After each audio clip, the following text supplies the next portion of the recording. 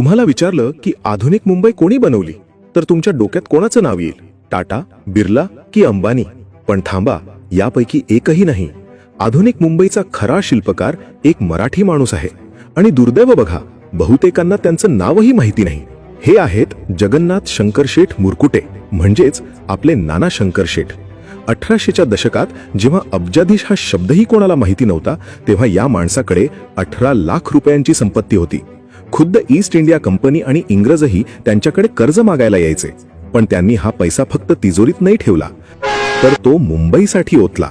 1853ला भारतातली पहिली ट्रेन धावली ती इंग्रजांमुळे नाही. नानांनी स्वतःच्या पैशातून इंडियन रेल्वे असोसिएशन स्थापन केली आणि ब्रिटिशांना ट्रेन सुरू करायला भाग पाडलं.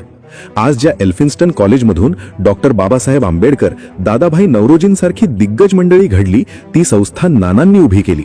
जे हॉस्पिटल असो, मुलींसाठी पहिली शाळा असो, भायकळ्याची राणीची बाग असो वा ग्रँड मेडिकल कॉलेज, मुंबईची ओळख असणारी प्रत्येक गोष्ट या एका माणसाने स्वतःच्या जमिनी आणि पैसा देऊन उभी केली आहे.